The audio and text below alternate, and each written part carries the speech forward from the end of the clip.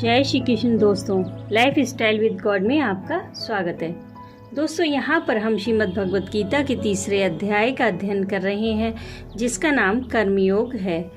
आज हम 14वें और 15वें श्लोक का अध्ययन करेंगे। भगवान ने यज्ञ शिष्ट अन्न से सब पापों का विनाश होना और यज्ञ न करने वाले को पापी बतलाया है। अब यहाँ पर यह जिज्ञासा होती है कि यज्ञ ना करने से क्या हानि है। इस पर सृष्टि चक्र को सुरक्षित रखने के लिए यज्ञ करने की आवश्यकता का भगवान प्रतिपादन करते हैं। अन्नाद् भवन्ति भूतानि पर्जन्यादन्य संभवः यज्ञाद् भवति पर्जन्यो यज्ञः कर्म समुद्भवः।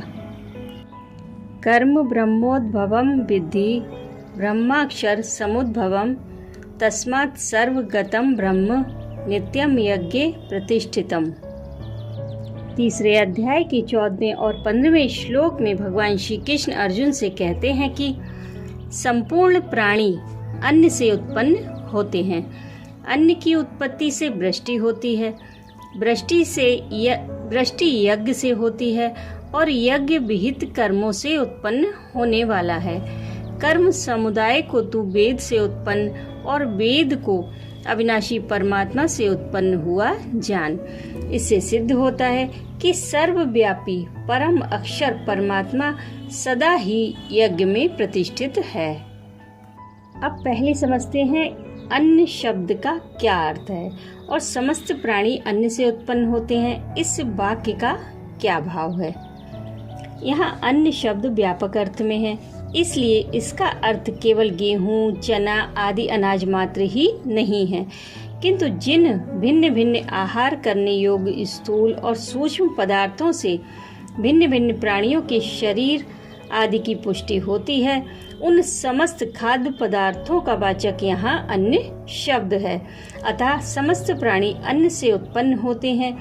इस वाक्य का यह भाव है कि खाद्य पदार्थों से ही समस्त प्राणियों के शरीर में रज और वीर आदि बनते हैं। उस रज वीर आदि के संयोग से ही भिन्न भिन्न प्राणियों की उत्पत्ति होती है तथा उत्पत्ति के बाद उनका पोषण भी खाद्य पदार्थों से ही होता है। इसलिए सब प्रकार से प्राणियों की उत्पत्ति, वृद्धि और पोषण का हेतु अन्न ही है। श्रुति में भी कहा गया है कि ये सभी प्राणी अन्न से ही उत्पन्न होते हैं और उत्पन्न होकर अन्न से ही जीते हैं। अन्न की उत्पत्ति वृष्टि से होती है। इस कथन से भगवान ने यह भाव दिखलाया है कि संसार में स्थूल और सूक्ष्म जितने भी खाद्य पदार्थ हैं, उन सब की उत्पत्ति में जल ही प्रधान कारण है, क्योंकि स्थूल या सूक्ष्म रूप से जल का संबंध सभी जगह रहता है और जल का आधार वृष्टि अर्थात वर्षा ही है। वृष्टि यज्ञ से होती है। इस कथन से भगवान ने यह भाव दिखलाया है कि सृष्टि में जितने भी जीव हैं, उन सब में मनुष्य ही ऐसा है जिस पर सब जीवों के भरण पोषण और संरक्षण का दायित्व है।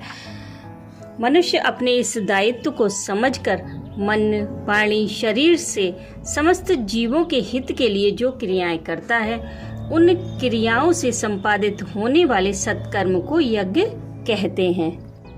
इस यज्ञ में हवन, दान, तप और जीविका आदि सभी कर्तव्यों का समावेश हो जाता है। यद्यपि इनमें हवन की प्रधानता होने से शास्त्रों में ऐसा कहा गया है कि अग्नि में आहुति देने पर वृष्टि अर्थात वर्षा होती है और उस वृष्टि से अन्न की उत्पत्ति के द्वारा प्रजा की उत्पत्ति होती है।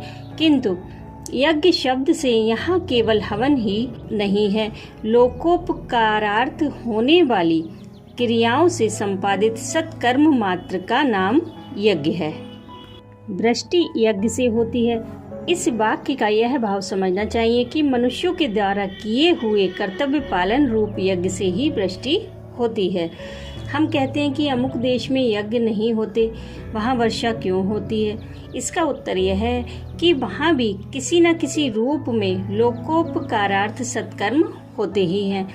इसके अतिरिक्त एक बात और भी है कि सृष्टि के आरंभ से ही यज्ञ होते रहे हैं। उन यज्ञों के फल स्वरूप वहाँ वृष्टि होती है और जब तक पूर्वार्जित यज्ञ समूह संचित रहेगा उसकी समाप्ति नहीं होगी, तब तक वृष्टि होती रहेगी। परंतु मनुष्य यदि यज्ञ करना बंद कर देगा तो यह संचय धीरे धीरे समाप्त हो जाएगा और उसके बाद वर्षा नहीं होगी, जिसके फलस्वरूप सृष्टि के जीवों का शरीर धारण और भरण पोषण कठिन हो जाएगा। इसलिए कर्तव्य पालन रूप यज्ञ मनुष्यों को अवश्य करना चाहिए। यज्ञ विहित कर्म से उत्पन्न होता है।